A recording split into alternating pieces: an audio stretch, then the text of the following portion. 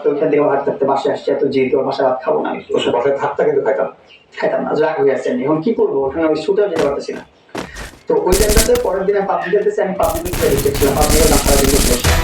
আচ্ছা মামু তোমার লেখাপড়াটা শেষ হয়ে গেল ক্লাস আমার ওই একটা বড় শেষ ঢাকায় গিয়ে থেকে। আচ্ছা, তো তারপরে তোমার হচ্ছে পড়াশোনা তুমি করলাম না, পড়াশোনা করলাম না, ছিল পড়াশোনা করলাম না, এটা সাবজেক্ট পড়ে গেলো আজকে পাস করার পর যখন একদিন তো বলছেন পাস করেছি, তারা পড়াশোনা করে তাকে এখন আবার স্টার্ট করবো আমি কিভাবে পাই। তো তোমার কি হলো, তুমি দুদিন বাসায় থাকো, কিছু খাওয়া, হ্যাঁ খাই না। পরে 2 দিন ওর সাথে অভিমান, এই অভিমানের মধ্যে খাবার গরম করে নিয়ে আসছে, আমি গেম খেলতেছি, এর মধ্যে খাবার গরম করে নিয়ে আসছে। খাবার গরম করে আসছে, আমি বলছি আমি তো খাবার খাবো না, আমার খাবার খেতে ইচ্ছে করতেছে না, আমার আমি গেম খেলতেছি, আমি পরে খাবো খাবার। এটা বলে এই ওর মেলা চড়া হয়ে গেল, জানি হুট করে বলতেছে তুই খাবার খাবি না, এখন আমি খাবার নিজে গরম করে নিয়ে আসছি, খাবি না এখন। ভাই আমি খাবো না, তুমি নিজে নিজে গরম করছো, নিজে নিজে গরম করে একটা তুমি কষ্ট করছো, তোমার কষ্ট করতে আমি বলি না। এইগুলো নিয়ে তত বিতর্কের মধ্যে এখন বলছে যে আমি ওর মেয়ে নিয়ে কথা বলছি, তো তখন বলতে আমার মেয়ে নিয়ে কথা বলবি না, এটা বলবি না, সেটা বলবি না, আমার এগুলো সব তোরা ভুলে যা, তোর সাথে আমার কথাই তো আমার থেকে এখন বের হয়ে যায়, মানে কথা কথার মাঝখানে লাস্ট কথা তো আমার থেকে এখন বের হয়ে যায়, কোনো ধরনের ঝগড়াঝাটি মারামারি কোনো কিছু নেই ওর সাথে আমার। তখন সেটা বলতে বের হয়ে যেতে তখন খুব ভালো লাগে, ভালো হয়েছে যে না আমি অনুমান করে থাকতেই পারি, তো এত কিছু জানার পর আমি তোর সাথে আসলে একটা বড় কিছু একটা, তারপর আমি অনুমান করছি, আমাকে সাথে বলছি বসকে বের হয়ে যাচ্ছি, আমি অবশ্যই ঠিক আছে, আমি আমার সেই পথে চলে আসছি। তারপরে বেরো চলে আসছি, চলে আসার পর আমি ঢাকায় 1 মাস ছিলাম, কাটাইলাম গ্রামে। গ্রামে কাটানোর পর মাসুদ ভাইয়ের সাথে কন্ট্যাক্ট করলাম। মাসুদ খান উনি একজন বিউটি এক্সপার্ট, বাংলাদেশের মধ্যে ভালো একজন বিউটি এক্সপার্ট, মেকআপ আর্টিস্ট।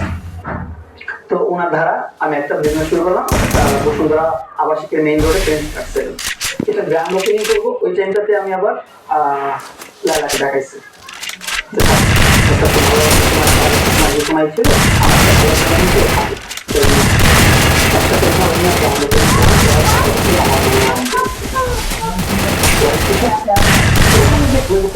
তোমার মামা হচ্ছে Quadra kill!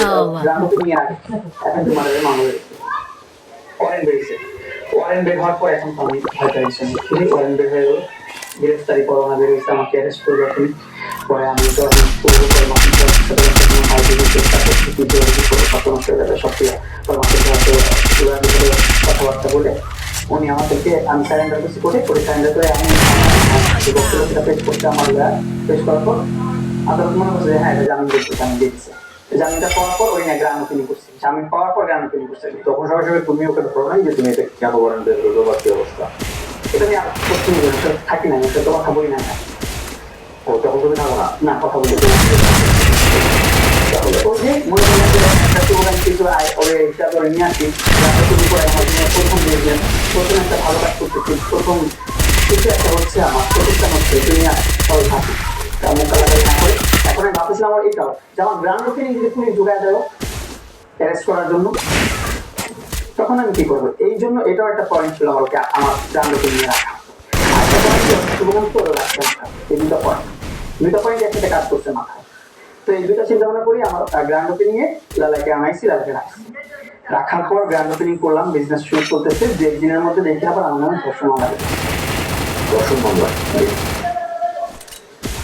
মামলা বেরিয়েছে। তাও ওর সাথে কিন্তু সম্ভবত শেষ 3 মাস হয়ে গেছে, প্লাস 3 মাসের মাত্র আমার 2-3 মাসের মধ্যেই আমার ধর্ষণ মামলা সামনে হয়। তো এই ধর্ষণ মামলা নিয়ে তো এখন আবার এসে একটু ঝামেলা করে গেলাম।